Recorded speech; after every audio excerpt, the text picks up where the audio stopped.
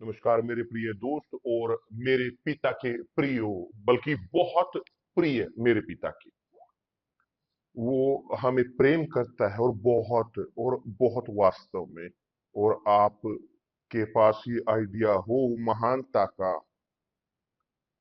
प्रेम की, उनके प्रेम की, कि सबके लिए, हम सबके लिए, अच्छे और बुरे, जो उन्हें स्वीकार करते हैं और जो उन्हें नकारते हैं, वो सबको प्रेम करते हैं। केवल प्रेम उनका, वह भौतिकीकरण होता है उन सब की, हम सब के लिए, उन सब के लिए, कि जो एक दिन जिए इस धरती पर, जिए मरे, वे सब जो जी रहे हैं इस पृथ्वी पर, और वे सब अभी भी जो पैदा होंगे और उस धरती पर जिएंगे, उन्होंने सबको प्रेम किया इस प्रकार से कि वो उस क्षण पर पहुंचे कि वह अपने पुत्र को दूर करे अपने खुद से और भेजे यहां पृथ्वी पर, ताकि वह ताकि लेकर जा सके, त्याग कर सके अपने खुद के साथ पूरी मानवता के पाप को, सब पूरी मानवता की। परंतु यदि ना हो सहमति हमारे और उसके बीच, कोई भी लाभ नहीं उनके प्रेम का हमारे प्रति, क्योंकि हम नकार रहे होंगे इस प्रकार उनके प्यार को, कि जो क्रूस पर दर्शाया गया। तो उन्होंने अपनी ओर का कार्य किया, परमेश्वर ने अपने ओर का कार्य किया। परमेश्वर अपने हिस्से का कार्य करते हैं और हमें भी हमारी ओर का कार्य करने की जरूरत है। यह है शादी, ये है कि शादी, ये है गठबंधन। बाइबल बताती है गठबंधन, वाचा परमेश्वर के साथ। तो ये एक गठबंधन में, एक शादी में होने की जरूरत है सहमति दोनों ओर की। उन्होंने अपनी ओर का कार्य किया, सब कुछ जो उन्होंने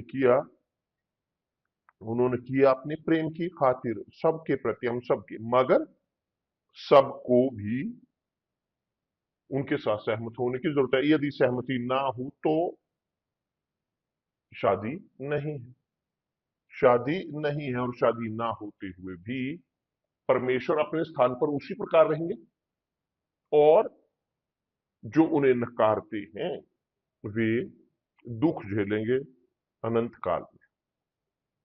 प्रेरित पौलुस ने कहा है इन शब्दों में, ध्यान दें कि जो उन्होंने कहा है, उसने कहा इस प्रकार, यदि तुम शरीर के अनुसार दिन काटोगे तो, यानी अपनी इच्छाओं के अनुसार, मरोगे।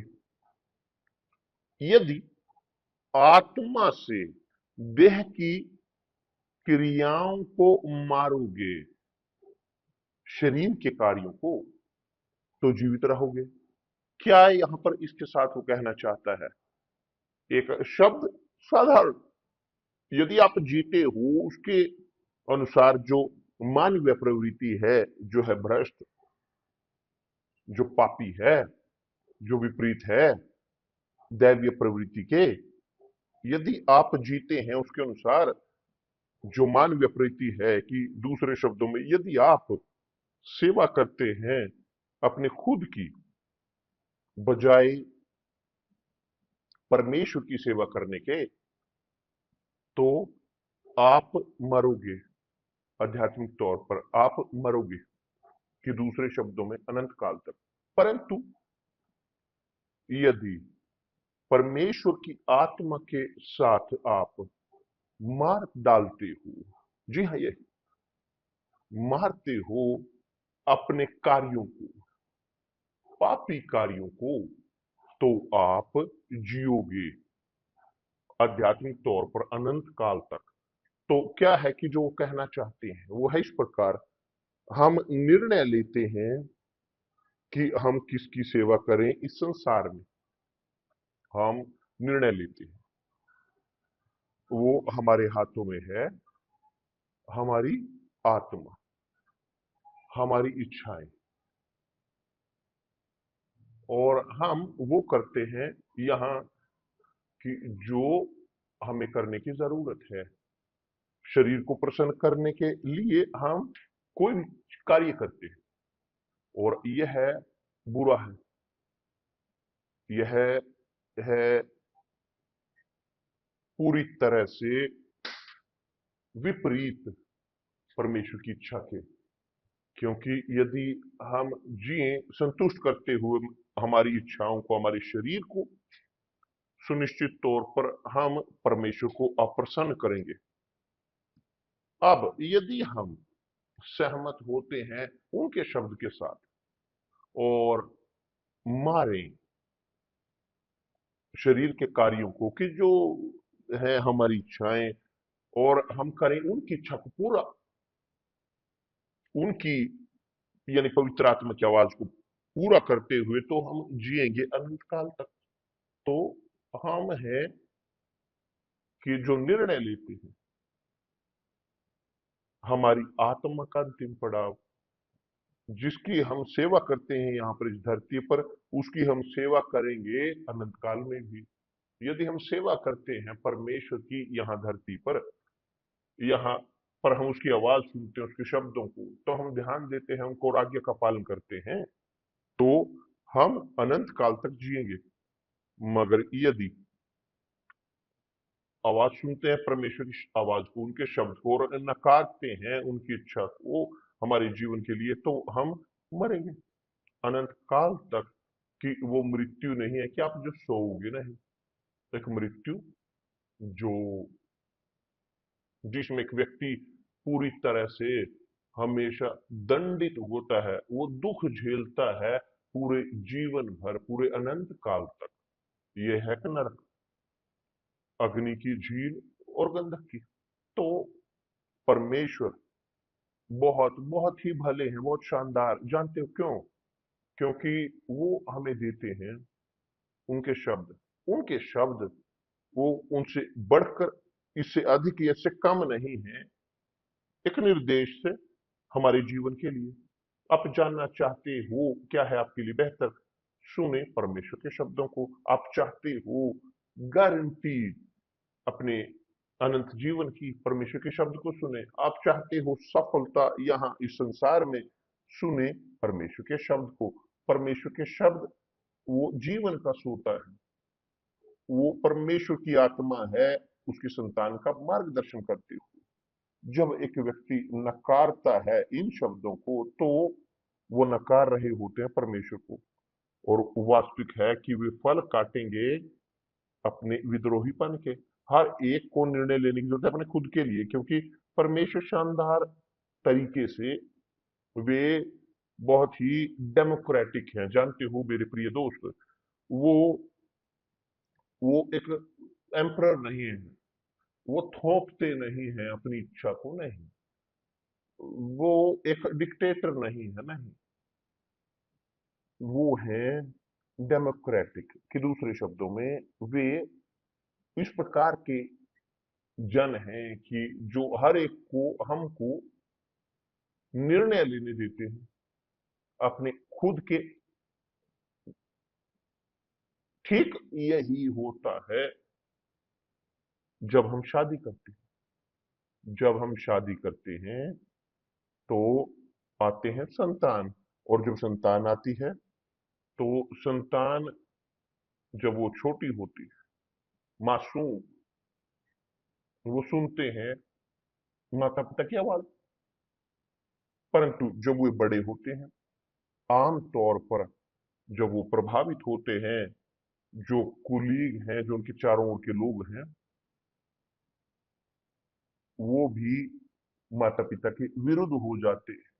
और वास्तविक है, संभवतः कि आप जो मुझे इस वक्त देख रहे हैं, आपने ये बड़ी कीमत चुकाई हो कि आपने आपने सुनने दिया अपने बच्चों को, या आपने छोड़ा हो, परमेश्वर की आवाज को सुनना आपने छोड़ा। यही होता है मेरे प्रिय दोस्त, परमेश्वर वो भी ये करते हैं, वो हमें देते हैं उनके शब्द, ताकि उनके शब्द के भीतर हम जी सकें शांति में।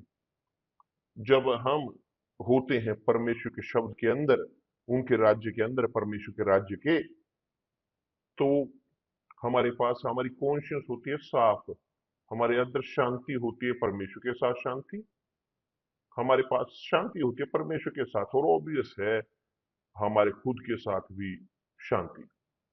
और यह है कि जो परमेश्वर ने हम प्रत्येक के लिए प्रोजेक्ट किया है। अब जैसे हमारे पास चुनने का अधिकार है, भला या बुरा, वो उनके शब्दों को रखते हैं हमें निर्देश देने के लिए, ताकि हम वास्तव में आज्ञा का पालन कर सकें, ताकि हम फल काट सकें आज्ञाकारिता के। कि जो आज मैं बोता हूं वो मैं काटूंगा कल, मैं आज वो काटता हूं जो मैंने कल बोया। यह है हम प्रत्येक की जिंदगी।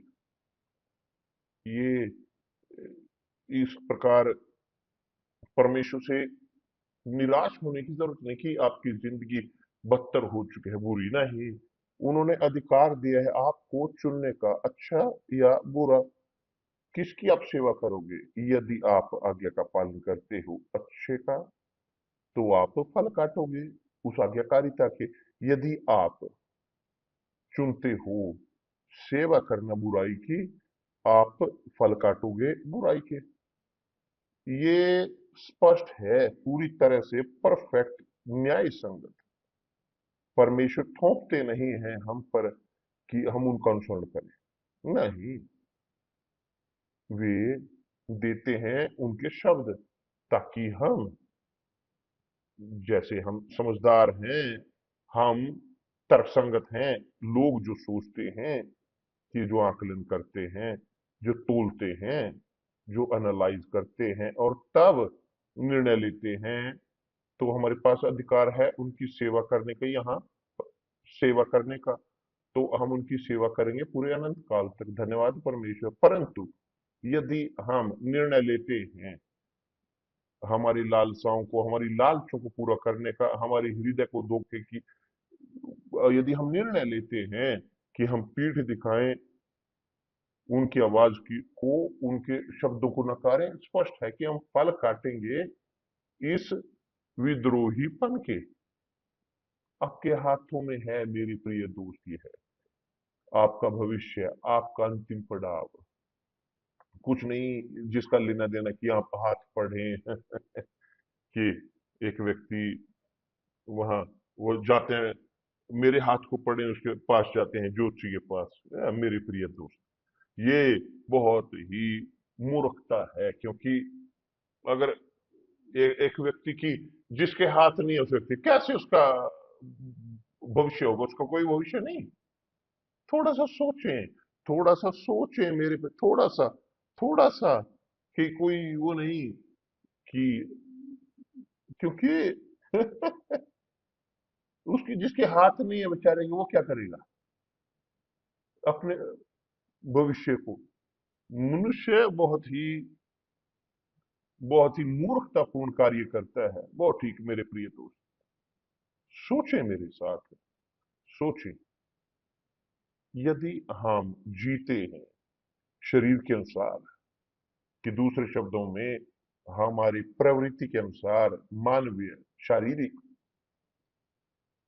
जो स्वार्थी है, यदि हम निर्णय लेते हैं उसके अनुसार, जो हमारा धोखेबाज हृदय कहता है, हम मरेंगे, हम नष्ट होंगे अनंत काल तक, पूरे अनंत काल। ना इसके साथ, हाँ मगर परमेश्वर प्रेम है। जी हाँ, परमेश्वर प्रेम है, मगर वो न्याय संगत भी है, वो न्याय संगत है। वो अपने न्याय को बगल में नहीं रखेंगे हमारी इच्छा को पूरा करने के लिए, किसी भी तरीके से नहीं। परमेश्वर प्रेम है मगर न्याय, तो आप ये भूल नहीं सकते। प्रभु यीशु ने कहा है सबसे पहले परमेश्वर के राज्य और उनकी न्याय संगतता को, परमेश्वर का राज्य नहीं मगर उनकी न्याय संगतता। यदि हम जीते हैं शरीर की इच्छाओं के अनुसार, हम मरेंगे। परंतु यदि आत्मा से, यदि पवित्र आत्मा से देह की क्रियाओं को मारोगे, इच्छाओं को मारोगे, अपने खुद को, मैं को, हमारे शरीर को, तो शरीर हमारी इच्छा, तो हम जिएंगे।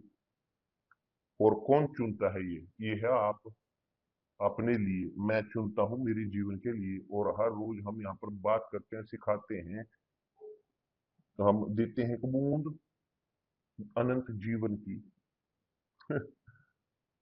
परमेश्वर के शब्द उन्होंने हमें दिए हैं, उनके शब्द, ताकि हम सोच सकें, तो निर्णय ले सकें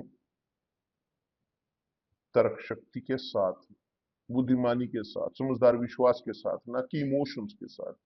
ना निर्णय लें हृदय के साथ मगर निर्णय लें तर्क शक्ति के साथ, समझदारी के साथ। परमेश्वर ने दी है आपको समझदारी ताकि आप बाइबल पढ़ सकें, तो आप बाइबल पढ़ें। आप सोचने पर विवश होते हो उसको लेकर जो परमेश्वर ने कहा है, तब जी हाँ आप पहुंचते हो एक निष्कर्ष पर कि क्या आपको करना चाहिए या नहीं करना चाहिए, और तब आप बोते हो अनंत जीवन के लिए परमेश्वर के साथ, या अनंत काल गंधक और अग्नि की झील में। ये है कि जो आप निर्णय लेते हो। परमेश्वर आप सबको आशीष दे, और कल मिलते हैं प्रभु यीशु मसीह के नाम से। धन्यवाद परमेश्वर।